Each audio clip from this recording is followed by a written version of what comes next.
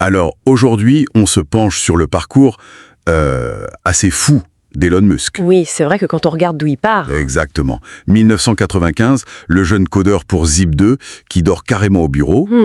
Et aujourd'hui, acteur incontournable de l'IA, avec des valorisations, c'est une autre échelle. Complètement. Et justement, on va essayer de décrypter ça en s'appuyant sur une interview récente de 2025 apparemment. C'est ça l'idée. Comprendre sa logique. De Zip2, PayPal jusqu'à SpaceX, Tesla et maintenant, l'IA et la robotique. Quelle est sa vision, au fond? On va essayer de trouver le fil rouge. On voit déjà ce désir initial d'être utile, ça revient souvent. Oui. Et puis, cette capacité à faire des paris, mais vraiment insensés. SpaceX, Tesla, pour arriver à sa vision actuelle de l'IA et même de notre avenir en tant qu'espèce. Retournons justement en 95. Le choix. Stanford ou l'aventure Internet. Il plonge. Oui, mais ce qui est intéressant, c'est que Zip2, au départ, c'était pas pour devenir milliardaire, c'était pour, je cite, se rendre utile. Voilà. Et c'était presque par défaut, parce qu'il n'avait pas trouvé de job chez Netscape, il me semble. C'est ça, presque un plan B, quoi. Exactement. Et là, il apprend à la dure. Les galères techniques, mais surtout, il apprend la leçon du contrôle. Les investisseurs qui brident sa vision. Une leçon qu'il a bien retenue, on dirait. Ah ça oui. Après la vente de Zip2, il réinvestit quasi tout dans X.com, qui deviendra PayPal.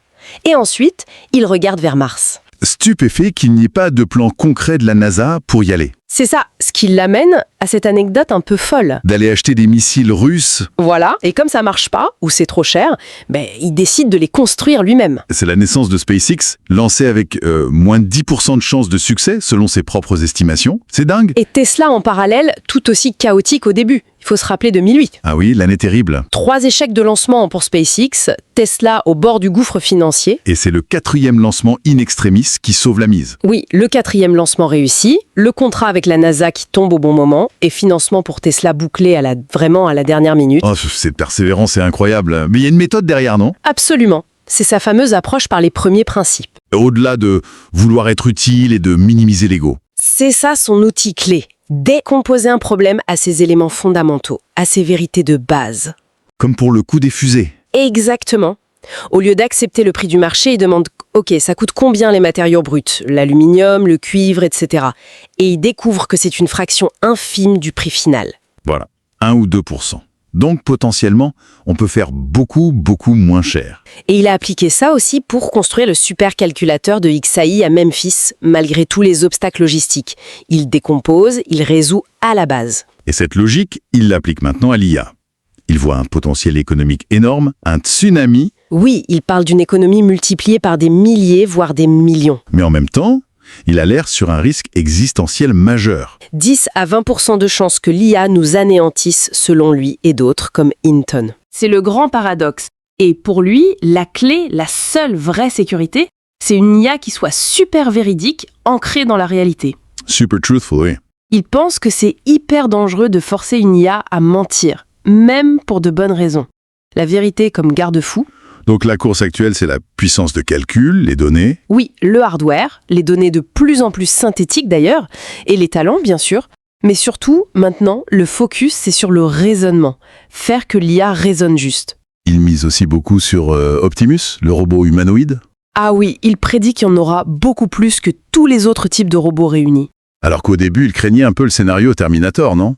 Il semble penser que c'est inévitable en fait, donc autant participer pour essayer d'orienter les choses dans le bon sens. Et il voit la super-intelligence, donc une IA plus forte qu'un humain dans tous les domaines, arriver très vite. Oui, il parle de cette année ou l'année prochaine. C'est imminent, selon lui. Mais, point intéressant, il pense qu'il y en aura plusieurs, peut-être 5 ou 10 IA profondes. Ce qui limiterait le risque d'une seule entité qui deviendrait incontrôlable. C'est peut-être l'idée, oui. Une sorte d'équilibre des intelligences. Et tout ça s'inscrit dans sa vision à long terme, Mars. L'objectif de rendre la planète rouge autosuffisante en 30 ans, c'est toujours d'actualité. Toujours. C'est son plan B pour la conscience humaine. Une assurance contre ce qu'il appelle les grands filtres. Les obstacles qui pourraient expliquer pourquoi on est seul dans l'univers, le paradoxe de Fermi, guerre nucléaire, IA hostile. Voilà. Mars, c'est la sauvegarde. Neuralink aussi, ça s'inscrit un peu là-dedans, pour améliorer la connexion homme-machine. Même s'il pense que la super-intelligence arrivera avant que Neuralink soit vraiment répandu. C'est ça. Ok. Donc si on essaie de synthétiser, 1. Une détermination folle à résoudre des problèmes qu'ils jugent fondamentaux pour l'humanité. Oui, guidés par ces fameux premiers principes et une tolérance au risque extrême. Et sur l'IA, un mélange d'optimisme sur l'abondance potentielle, mais une prudence énorme sur les risques, avec la vérité comme seule bouée de sauvetage. C'est une bonne synthèse, je crois. Et ça nous laisse avec une question assez vertigineuse, finalement. Laquelle ? Il nous décrit comme le chargeur de démarrage biologique de l'IA. En gros, on lance la machine, quoi. Mais si notre intelligence, l'intelligence humaine, est destinée à n'être qu'une toute petite partie de l'intelligence totale dans l'univers, qu'est-ce que ça veut dire, son conseil initial? Chercher à être utile. Comment être utile dans un monde où les machines pourraient nous dépasser en tout? Exactement. Quelle forme prendra cette utilité ? C'est la grande question qui reste ouverte, je pense.